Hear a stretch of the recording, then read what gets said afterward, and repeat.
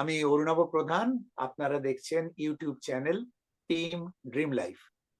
প্রত্যেকবারের মতো আবারও বলবো, আপনি এই চ্যানেলটাকে সাবস্ক্রাইব করুন, লাইক করুন, কমেন্টস করুন এবং প্রত্যেকের কাছে শেয়ার করুন, কারণ অনেক মূল্যবান ইনফরমেশন আপনারা এতে পাবেন। আজকে আমাদের বিষয়টা একটু অন্যরকম, এটাও একটা উপলব্ধির বিষয়। সেটা হচ্ছে ইউটিউব খুললে বা ফেসবুক খুললে বা হোয়াটসঅ্যাপ খুললে আপনারা প্রায় দিনই যেটা দেখতে পান, সেই সব নীতিবাক্যর মধ্যে একটা, ফেলিয়ার ইজ দ্য কি টু সাকসেস। বাংলা করলে বোঝা যায় ব্যর্থতাই সাফল্যের চাবিকাঠি। এখন মুশকিল হচ্ছে, তাহলে কি আমাদের ব্যর্থতার দিকে লক্ষ্য করতে হবে তবেই আমরা সফল হব, নাকি আমাদের অন্য কিছু ভাবে চিন্তা করতে হবে? এটার অর্থ কি জানা দরকার। তো এই জন্যে আমি ডেকে নিচ্ছি আমাদের ড্রিম লাইফ অ্যাডভাইজারির কর্ণধার শুভ্রকান্তি দাসকে। ওয়েলকাম শুভ্র। নমস্কার। তো টপিকটা তো আমাদের ইন্টারেস্টিং, যে একদম ব্যর্থতাই সাফল্যের চাবিকাঠি, কি বলবে? একদম অ্যাকচুয়ালি এটা খুব কমন একটা টপিক এবং আমরা সবাই শুনেছি বা দেখেছি বা টিভিতে বা রেডিওতে বা আমাদের যে কোনো আমাদের নিউজ মিডিয়াতে এই কথাটা খুব কমন একটা কথা ইউজ হয়। তো অ্যাকচুয়ালি এই বিষয়টাকে নিয়ে আমার মনে হলো একটু ক্ল্যারিটির দরকার আছে। কারণ আমরা যেভাবে ভাবি ডাক্তার জায়গা থেকে অ্যাকচুয়ালি যেকোনো প্রসেসেই আমি শুধু আমাদের ইন্সুরেন্স পেশায় না, যেকোনো পেশাতেই যখন একটা মানুষ অ্যাজ এ এন্টারপ্রেনার বা একটা আজকে আমরা যারা স্টার্টআপ শুরু করছে, তো সেখানে ক্ষেত্রে দেখা যাচ্ছে যে যারা শুরু করছে এন্ড অফ দ্য শেষেতে 4 থেকে 5% ই সাকসেসফুল হয় কিন্তু বাকিরা ফেইলিউর হয়। তো আল্টিমেটলি কি তাহলে যারা 95% তারা কি চেষ্টা ছেড়ে দেবে? অবশ্যই না। তো তাকে আবার যে চেষ্টা করতে হবে সেখান থেকে তার যে হারার জায়গা থেকে ফেরার জন্য আমাদের কিছু জিনিস দরকার যেটা আমাদেরকে হেল্প করে। তো তার জন্যই এই প্রেক্ষাপটেই আমাদের আজকের এই মেসেজটা যেটা আমরা নিয়ে আলোচনা করছি। ফেইলিউর ইস দ্য কি টু সাকসেস। অ্যাকচুয়ালি কি বলতো এই জিনিসটা একটা ভাবনা বা ধারণা যেটা আমাদের প্রত্যেকের ভেতরের ঘটনা একটা থেকে আমরা নিজেকে কিভাবে ভাবি। অ্যাকচুয়ালি তুমি এরকম প্রচুর জায়গা দেখে থাকবে যে একই ফ্যামিলি ২ টো ছেলে, ঠিক আছে? তার সাথে ঘটে যাওয়া ঘটনা ২ রকম। কিন্তু ২ জন ২ রকম হয়েছে। একজন সাকসেসফুল হয়েছে, একজন ফেইলিউর হয়েছে। তার কারণ কি হয়েছে? ২ টো ছেলে ২ জন ২ রকম ভাবে রিঅ্যাক্ট করেছে। একজন ভালোটার দিকে রিঅ্যাক্ট করেছে, একজন খারাপের দিকে রিঅ্যাক্ট করেছে। তুমি সিচুয়েশনটা ঘটাটাকে নয়, তুমি সিচুয়েশনটা কিভাবে তুমি নিয়েছো এবং তার এগেইনস্ট এ তোমার যে রিঅ্যাকশনস সেটাই কিন্তু তোমার লাইফ এ রিফ্লেক্ট করে। তো আমি এই প্রসঙ্গে আমি আমার লাইফে ঘটে যাওয়া ঘটনা একদম লাইভ যেটা আমার হয়েছে এবং আমি এটাকে এই প্রসঙ্গটা নিয়ে আলোচনা করছি। এটা একদম জাজ্জল্য একটা ঘটনা আমার লাইফে হয়েছে। যেটা আমার সত্যি জীবনটাকে পাল্টে দিয়েছে। এবং এই পাল্টে যাওয়া অ্যা ঘটনাটা আমার মনে হচ্ছে যারা এই ভিডিওটা দেখছেন, তাদের মধ্যে কারোর একজনেরও যদি লাইফে কিছু চেঞ্জেস আসে, সেটা আমার মনে হয় it is a good initiative to do this video. আমার মনে হয় এটা আমার তার জন্যই এই ভিডিওটা আমার করা। যদি সত্যি কারোর কাজে লাগে। কারণ এটা একটা ভাবনা বা ধারণা। তো আমার যে ঘটনার প্রসঙ্গ আমি কোথাও তুলতে যাচ্ছিলাম যে কেন আমার এই এটা বলছি। একটা ঘটনা লাইফে ঘটেছিল আমি সেটা নিয়ে বলি। ২০০২ সালে আমি ১ম এই আমাদের লাইফ ইন্সুরেন্স পেশায় আসি। আমার development officer mister Kaushik Ghosh আমাকে নিয়ে আসে। তো তারপরে এজেন্সি শুরুর যে ইনিশিয়ালি যা হয় মানে করছি একটু টুকটাক করে হচ্ছে না হচ্ছে। তো ২০০৬ সালে যখন তোমার একটা প্রফেশনাল ট্রেনিং এর জায়গায় এলাম। আমারই ব্রাঞ্চে একজন বন্ধু স্বপন কুমার দাস আমাকে ইনস্টিটিউট অফ এক্সেলেন্স বলে একটা সংস্থা আছে ওখানে নিয়ে গেল আমার ট্রেনিং আর ডেভেলপমেন্ট এর জন্য এবং একটা প্রফেশনাল জায়গা যেখানে আমি আমাদের কেরিয়ার সম্বন্ধে জানতে পারলাম, কিভাবে প্রফেশনাল সাকসেসফুল হওয়া যায়। কিছু সাকসেসফুল লোককেও মিট করেছিলাম এবং জীবনে ১ম বার মানে আফটার আমার এজেন্সি জয়েন করার পরে ৪ থেকে ৫ বছর বাদে ৬ তে যে আমি সত্যি ইচ্ছা তৈরি হলো ভেতর থেকে যেটা সবথেকে বড় জিনিস। একদম ভেতর থেকে যে আমরা এটাকে সাকসেসফুল হবো, এমডিআরটি হবো। যেটা মিলিয়ন ডলার রাউন্ড টেবল আমাদের দেশের একটা বড় জায়গা। তো আমরা আমার এখনো মনে আছে ঘটনাটা ২০০৬ এর আগস্টে আমরা এখানে আসি আমরা ট্রেনিং এ। আমাদের সাথেও আমার স্বপন দাস এবং আরো কয়েকজন বন্ধু মিলে আমরা এটা শুরু করেছিলাম। তো ১ম এই সেশনে আমাদের যে গুরু ছিলেন মিস্টার মুকেশ যোশী।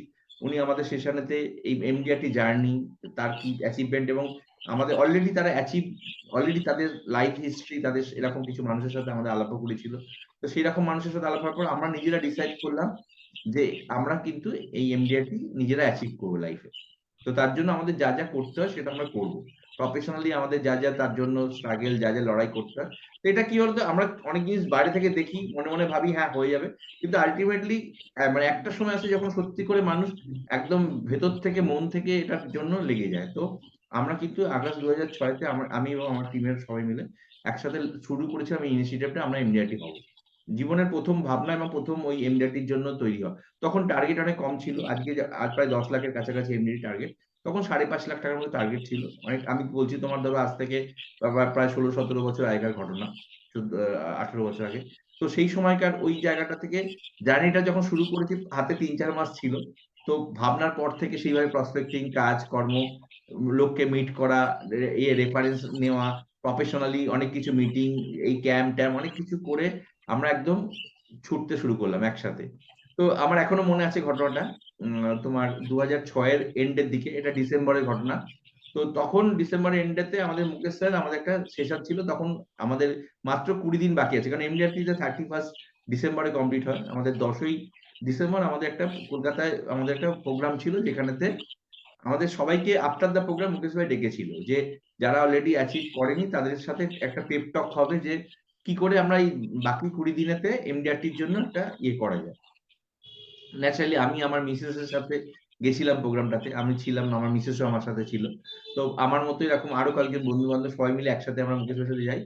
এবং মুকেশ ভাই প্রত্যেকে জিজ্ঞেস করে, আমারও তখন প্রায় 50% এর মধ্যে বাকি। মানে আমার তখনো হয়নি। মানে অলরেডি পেন্ডিং আছে। মানে প্রায় ধরো ৩-৩.৫ লাখ টাকার মতো তখনো বাকি আছে। ৩ লাখ টাকার মতো হয়েছে। তো আমাদেরকে বলা হলো যে ২০ দিন হাতে বাকি আছে। তোমরা বাড়ি ফিরে যাও। বাড়ি থেকে তোমরা প্রত্যেক যতজন তোমাদের কাস্টমার, বন্ধু-বান্ধব, পরিচিত যা, যা আছে, প্রত্যেকে একটা মেসেজ তোমরা টাইপ করো। টাইপ করে পাঠিয়ে দাও। যে "I going to qualify for MDRT USA and I need your support." আমি তোমাদের সাপোর্ট চাই এবং এইজন্য আমি তোমার সাথে মিট করতে চাই ফর হাফ অ্যান আওয়ার। তো এই মেসেজটা তোমরা প্রত্যেককে এবার রাত্রি ১২ টার পর থেকে তোমরা পাঠাতে শুরু করো। তো ন্যাচারালি আমরা যেরকম কথা ছিল সেই অনুযায়ী আমরা বাড়িতে ফিরে আমি কি বলে মিসেস দুজনে বসে রাত্রি ১টা, ১:৩০, ২টো, ২:৩০ পর্যন্ত পাঠাচ্ছি। অনেকে রিপ্লাই করছে, "কি ব্যাপার? কি হয়েছে? এত রাত্রে মেসেজ কি হয়েছে?" বললেন, "আমি তো ফোনে অত কিছু বলতে পারব না। আমি তোমার সাথে বা আপনার সাথে আমি কালকে গিয়ে দেখা করছি। একটা উম বড় প্রজেক্ট লাইফ এ নিয়েছি, তো এটা একটা ব্যাপারে আপনার সাথে কথা বলার আছে।" তো এরকম ভাবে অলরেডি রাত্রির অ্যাসাইনমেন্ট উই হ্যাভ কমপ্লিটেড। পরের দিন সকালবেলা উঠে তো যেটা অনুভব আমার লাইফের ওই যে ২০ টা দিন, যে ২০ টা দিন আমি আমার লাইফের ১ম এমডিআরটির জন্য মানে শুরু করেছিলাম। আমার 50% যে বাকি ছিল। আমার এখনো মনে আছে সকালবেলা ৬টা ৬:৩০ টার সময় রেডি হয়ে ওই ৬:৩০ ৭টার মধ্যে বেরিয়ে যেতাম। রাত্রিবেলা ১১টা, ১১:৩০, ১২টা, ১২:৩০ পর্যন্ত প্রত্যেকদিন ৮টা, ১০টা, ১২টা করে মিটিং। অক্লান্ত পরিশ্রম। প্রত্যেকটা দিন আবার রিপোর্টিং। আমাদের স্যারকে রিপোর্ট করতে হতো। কি হলো, কি হলো, তার প্রোগ্রেস হলো। দিনের পর দিন ওইভাবে ১, ২, ৩, ৪, ৫, ৬ করে আস্তে, আস্তে দিনগুলো কাটতে থাকলো। আমরা কিন্তু ছাড়িনি। একদম আমি লেগেই ছিলাম পুরোটাতে। যে করতেই হবে। একদম ভেতর থেকে ইচ্ছা ছিল, এর মধ্যে কিছু ঘটনা ঘটেছিল। কিন্তু আমি পুরো ট্র্যাক এ ছিলাম যে আমাকে একদম শেষ মুহূর্ত পর্যন্ত আমি ছাড়ব না। আমি একদম 31 মার্চ পর্যন্ত আমি লড়াই করে যাব। তো আল্টিমেটলি করতে আমাদের সেই 31 মার্চ এসে 31 ডিসেম্বর এসে পৌঁছে গেল আমাদের এমডিআরটির লাস্ট ডেট, যেটা আমাদের এখন যেমন হয় কি এমডিআরটি 31 এর শেষ হওয়ার পরেও ৩ থেকে ৪ দিন রেস্ট পাওয়া যায়। কারণ সফটওয়্যার বা এগুলোতে যাতে আমরা কিছু সময় পাই আরো এক্সট্রা, যাতে নতুন বিজনেস অ্যাডজাস্ট করার। আগে কিন্তু সেই সময় সেই সুযোগ ছিল না। সেই সময় হতো কি আমাদের ব্রাঞ্চেই এমডিআরটি ডিক্লেয়ার হতো সারা ভারতবর্ষের। এবার রাত্রির ১২ টার মধ্যে যা, যা ডিপোজিট হতো, যার, যা অ্যাডজাস্টমেন্ট হতো সেই অনুযায়ী কিন্তু এমডিআরটি ডিক্লেয়ার হয়ে যেত। যার ফলে আর ওই 31st এই একদম ডেডলাইন ছিল সবার জন্য। তো সন্ধ্যেবেলাও আমার ডেভেলপমেন্ট অফিসে আমাকে ফোন করেছিল আমার ব্রাঞ্চ ম্যানেজার, আমি বললাম, "স্যার এখনো বাকি আছে।" তখনও আমার ১.৫ লাখের মতো আমার কমিশন ইস পেন্ডিং ফর প্রচুর চেষ্টা করেছি। মানে আমার এফোর্ট এর যা, যা যাওয়ার জায়গা যাওয়ার, বলার, কারণ তখন রিসোর্স কম ছিল। মানুষের সাথে পরিচয় কম ছিল। আমার রেফারেন্স এর গন্ডি কম ছিল। তো আমার কাছে যতটা আমার এফোর্ট এ ছিল আমি মেক্সিমাম জায়গায় রিচ করার পরেও কিন্তু আমার প্রায় অনেকটাই মানে আর পারিনি শেষ পর্যন্ত। তো আমার মনটা খুব হয়ে গেছিল যে আর হলো না। তখন তো আমার বলল যে ব্রাঞ্চ ম্যানেজার বলল যে, "চলে আসো ব্রাঞ্চে। কোন অসুবিধা নেই। আমরা ওখানে তো আছি।" অলরেডি আমাদের ব্রাঞ্চের কয়েকজন কোয়ালিফাই করেছিল। যারা, কারণ আমাদের তো সেই সময় কথা কি কেক কাটা হতো। মানে রাত্রিবেলা যখন ব্রাঞ্চের, কারণ কি যারা করেছে অলরেডি তাদেরকে কেক কাটিয়ে সবাইকে, যারা, যারা ছিল তাদের ডেভেলপমেন্ট অফিসার টেবিলে তারা আসতো, সেখানে ওটা সেলিব্রেট করা হতো। আমিও পৌঁছে গেছি রাত্রিবেলা। আমার এখনো মনে আছে তখন ১১:৩০ পৌনে ১২টা, যখন ১২টা ক্লোজিং হচ্ছে, হাততালি দিয়ে আমাদের ২-৩ জন যারা হয়েছিল, আমি আমার ডিওর টেবিলে বসে আছি। তো আমাকে আমার ডেভেলপমেন্ট কৌশিক ঘোষ এবং ব্রাঞ্চ ম্যানেজার বলল, "মন খারাপ করো না। তুমি আজকে এই বছরে এতটা পৌঁছেছো, তুমি তো কোনদিন এই জায়গাও পর্যন্ত পৌঁছাতে পারোনি। তো অনেকটা তো চেষ্টা করো, তোমার হবে।" মানে তুমি ইয়ে করো, এটাকে রেখে যাও, তোমার আস্তে, আস্তে হতে থাকবে। তো আ আমি তো ওখানে বসে আছিলাম। আমি মানে কথা শুনছি, ওদিকে হাততালি বাজছে। কিন্তু আমি যে টেবিলে বসে আছি না, আমার ভেতরে না একটা অদ্ভুত ইয়ে চলছে। মানে আলোড়ন চলছে এবং আলোড়ন চলছে এবং ভেতরের মধ্যে না একটা কি মানে হচ্ছে না, আমি না মানে বুঝতে পারছিলাম না, কি একটা ঝড় চলছে ভেতরের মধ্যে। এবং মানে বিশ্বাস করো, আমি মানে জীবনে তোমার ১ম ফিল করলাম যে মানে ইয়ে এই কষ্টটা, যে ব্যর্থতার যে কষ্টটা, যেটা আমার ১ম ফিল হলো ওখানে টেবিলে বসে। সবাই হাততালি দিচ্ছে, আনন্দ করছে। কিন্তু আমি না, আমার ভেতরে, ভেতরে না বুকটা পুরো ইয়ে হয়ে যাচ্ছে। মানে আর আমি কিছু বলতে পারছি না। চুপচাপ সাইলেন্টলি বসে আছি। আর তারপর যখন হয়ে গেল সবার ইয়েতে, সবাই আমাকে ইয়ে করে তখন আমাকে লাস্টে বললাম, "স্যার আসছি।" করে আমি আমার ইয়েকে বিএম কে এবং ডিও কে বলে আমি বাড়ি ফিরে এসেছি। তো বাড়ি ফিরে এসে তারপর আমি যখন আমার বিছানায় শুতে গেছি অরুণাভ, মানে তোমার বিছানায় শুতে গিয়ে আমি তখন এবার ইয়েতে আমি মিসেসকেও মিসেসও আমাকে সেম কথা বলেছে যে, "তুমি চেষ্টা করো, পরের বার হয়ে যাবে। এবছর তুমি অনেকটা হয়েছে, আমরা তো চেষ্টা করেছি। তো তোমার তো চেষ্টার দিক থেকে কোনো ইয়ে ছিল না, তো ইয়ে করো না।" যেটা হয়েছিল অরুণাভ, সেটা হচ্ছে যে ওই রাত্রিটা না আমি ঘুমোতে পারিনি। হুম, শুয়েছিলাম একবার এদিক, একবার এদিক, একবার এদিক করছি। কি একটা ভেতরের মধ্যে না কষ্ট হচ্ছে। খুব মানে অবর্ণনীয় কষ্ট। মানে একবার এদিক, একবার এদিক করছি। কষ্টতে আমার বুক ফেটে যাচ্ছে। আমি মানে কিছুতেই না ঘুমোতে পারছি না। কিছুতেই আমি মানে এদিক পাশ ফিরছি। অনেকবার চেষ্টা করছি নিজেকে বোঝানোর বা নিজেকে সান্ত্বনা দেওয়ার। কিন্তু ওই রাত্রিটা আমি সারারাত ধরে আমি জেগেছিলাম অরুণাভ। আমি সারারাত ধরে জেগেছিলাম এবং একদম যখন ভোরবেলা হয়েছে না, তখন আমি আর থাকতে না পেরে আমি আমার মিসেসকে ডেকেছি। মিসেসকে ডেকে বলছি, "আর আমি পারছি না। আমার খুব কষ্ট হচ্ছে।" তখন মিসেস বলল, "তুমি করো না।" তারপর আমাকে চোখে মুখে জল দিল। জল দিয়েছে এবং আমি তখন বসে করছি এবং আমার বিছানায় বসে আছি। আমার আ ২ চোখ দিয়ে হুড়, হুড় করে জল গড়াচ্ছে এবং মানে লাইফে ফার্স্ট টাইম আই ফেল্ট যে what is the pain of A failure. একটা ফেইলিউর এর পেইন যে কি আমি বুঝতে পেরেছিলাম। এবং ওই সময়তে আমি মিসেসকে হাত ধরে প্রমিস করেছিলাম যে, "আমি প্রমিস করছি তোমাকে, আমি এবছরে ফেইল হয়েছি, কিন্তু I going to be the first MDRT in my branch." আমি এই বাহ! বছর আমাদের ব্রাঞ্চের ১ম MDRT হবো, আমি তোমাকে কথা দিচ্ছি। এবং আমি এই বছরের আমার যে আমি আজ থেকেই স্টার্ট করছি। আমি কিন্তু যতক্ষণ না আমার এটা হচ্ছে, I will never stop. আমার লাইফে অনেক কিছু সাকসেস তারপরে এসছে অনুভব। আমার এমডিআরটি, ১৪ বছরের এমডিআরটি, অনেক কিছু ভালো নিউজ। কিন্তু আমি এই আজকের দিনটা, মানে যে দিনটাকে আমি তোমাকে এক্সপ্লেইন করছি, এই দিনটাকে আমি কোনদিন ভুলতে পারিনি। মানুষের জীবনের ফেইলিউর বলতে যেটা বোঝায়, আমি কিন্তু পারিনি।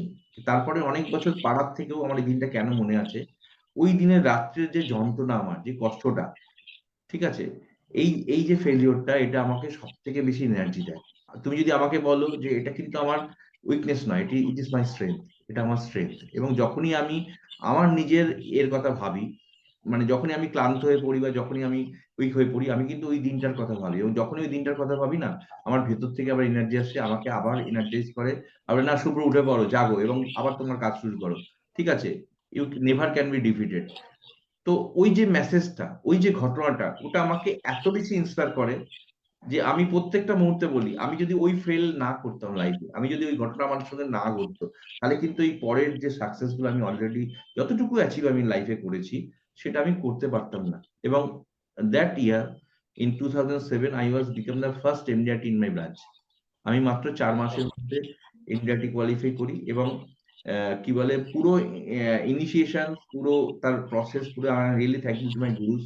আমার মুকেশ স্যার, আমার ডেভেলপমেন্ট অফিসার, এবং তারা প্রত্যেকে আমাকে খুব হেল্প করেছিল। কিন্তু মনের ভেতরের যে অদম্য ইচ্ছা বা যেটা ছিল, সেটা কিন্তু আমার ওই 31st ২০০৬ আমার ডিসেম্বরে ওই রাত্রিরের ঘটনা, যেটা আমাকে ভেতর থেকে নাড়ি দিয়েছিল। আমি কেন শেয়ার করছি ঘটনাটা আজকে? এই ফেইলিউর যদি আমার লাইফে না আসতো, তাহলে কিন্তু আমি জীবনে কোনদিন ওই পরবর্তী সাকসেস এর মজাটা কোনদিন পেতাম না। এবং বিশ্বাস করো, যখন ১ম এমডিআরটি হলাম, সেই সময় আমি আমার ডেভেলপমেন্ট অফিসার, ব্রাঞ্চ ম্যানেজার প্রত্যেককে খুব হ্যাপি, ব্রাঞ্চে ফেলিসিটেট করা হয়েছিল, একসাথে করা হয়েছিল। এবং আমি প্রত্যেককেই একটাই কথা বলেছিলাম যে, "স্যার, আমি কিন্তু মানে মনের দিক থেকে সবথেকে বেশি আনন্দিত এই কারণে যে আমি ওই যে ঘটনাটা যেটা আমার হয়েছিল, ওটা কিন্তু আমাকে অনেক কিছু শিখিয়েছে। অ্যাজ এ হিউম্যান বিং আমি প্রথম বুঝতে পেরেছিলাম যে সত্যি করে লাইফে ফেলিওর কি। আমাদের লাইফে প্রচুর ঘটনা ঘটে, আমরা অ্যাকসেপ্ট করে নিই। ছোট, ছোট ফেলিওর সারা জীবনে প্রত্যেকের হয়। কিন্তু যদি আমি ওইটাকে as a learning, as a lessons যদি নিই এবং সেটাকে ইমপ্লিমেন্ট করা শুরু করি, তাহলে কিন্তু আমার লাইফ ক্যান বি চেঞ্জড। এটা আমার নিজের রিয়াল লাইফ থেকে পাওয়া অভিনব, এবং আমার মনে হয়েছে যে যদি এই ঘটনাটা শেয়ার করে আমার সাথে যারা এই ভিডিওটা দেখছে বা যে বন্ধুরা আমাদের এইটা প্রোগ্রামটা শুনছেন, তাদের কারোর জীবনে যদি মনে হয় যে না সত্যি, কারণ কি আমরা লড়াই করি না। আজকে অনেককে আমরা বলি না যে এমডিআরটি এই সেই, কিন্তু আল্টিমেটলি দেখো আমি পারলাম না সেটা তো পরের। সে তো আমি লাস্ট দিন রাত্রি পর্যন্ত আমার চান্স আছে। কিন্তু আমি লড়াইটাই করি না। আমরা লড়াইটাই ছেড়ে দিই। হেরে যাওয়ার ভয়। একদম একদম। তো আমার হেরে যাওয়ার ভয়, লড়াই না ছেড়ে দিয়ে যদি লড়াইটা করি, আমার তো মনে হয় জেতার থেকে শেখাটা অনেক বড়। আমার ঠিক। হারার যে শেখা, সেটা আমার জেতার থেকে অনেক বড়, এবং সেই শেখাটাকে আজকেও আমি বহন করে বেড়াচ্ছি। এই 18 বছর পরে তোমার সাথে আমি সেই 2006 এর 31 ডিসেম্বরের কথা আলোচনা করছি। এটা আমার একটা জীবন থেকে পাওয়া মানে উপলব্ধি, যেটা আমার মনে হয়েছে যে শেয়ার করা খুব দরকার এবং প্রয়োজন। তাই আমি আজ এই বিষয়টা। খুবই দরকার ছিল, খুবই প্রয়োজনীয়, এবং খুবই আমাদের কাছে একটা ইন্সপিরেশনাল একটা কথা আমরা জানতে পারলাম। দেখো, আমরা তো অনেক পড়ি যে এডিসন নাকি 8,000 না 10,000 বার ফেল করে তবে আলো আবিষ্কার করেছিলেন। একদম, আমরা যে কেএফসি চিকেন খাই, সেটাও তো শুনেছি যে 1,009খানা রেস্টুরেন্টে উনি টোকা মেরেছেন, সবাই ওনাকে রিফিউজ করেছে, মানে ফেলিওর। হুম, 1,010তম রেস্টুরেন্ট, তার নাম ছিল কেনটাকি ফ্রাইড চিকেন, তারা ওনার রেসিপি অ্যাকসেপ্ট করে। আর আজকে অনেকের কাছে ওটা না হলে চলে না। একদম, তো এগুলো দূরের কথা, এগুলো আমরা বইতে পড়ি বা জানতে পারি, হোয়াটসঅ্যাপে পাই। আজকে তোমার মুখ থেকে একদম জলজ্যান্ত আমরা একটা উদাহরণ পেলাম যে ফেলিওরটা আসবেই জীবনে, কিন্তু ওই ফেলিওরটাই শেষ নয়। It's not over until it's over. Yes, যতক্ষণ না ওভার হচ্ছে ততক্ষণ ওভার নয়। তোমার এই অদম্য বাসনা এবং এই জেদটা, এবং এটা কনস্ট্রাকটিভ জেদ, যেটা তুমি বলেছিলে, তুমি সেটা পালন করেছো, যে ব্রাঞ্চের প্রথম এমডিআরটি ওই বছরে তুমি হয়েছিলে। Congratulation once again. প্রত্যেকের কাছে, আমার কাছেও এটা একটা খুব ইন্সপিরেশন হয়ে রইলো, তোমার কাছে তো রয়েছে, আর যারা শুনছেন তাদের কাছেও নিশ্চয়ই ভালো লাগবে। কাজী এই অবধি বলে আমরা আজকের এই অনুষ্ঠানের ইতি করতে পারি। এবং অবশ্যই বলবো, দেখুন কত ভালো একটা ইন্সপিরেশনাল স্টোরি। আপনি তো নিশ্চয়ই চাইবেন আরো অনেকের মানুষের কাছে ছড়িয়ে পড়ুক। কাজে অবশ্যই সাবস্ক্রাইব করুন, লাইক, কমেন্ট, শেয়ার একদম ভুলবেন না। আমরা আরো নতুন নতুন এই ধরনের ইন্সপিরেশনাল বা ইনফরমেশন নিয়ে আপনাদের কাছে আসবো। নমস্কার। নমস্কার।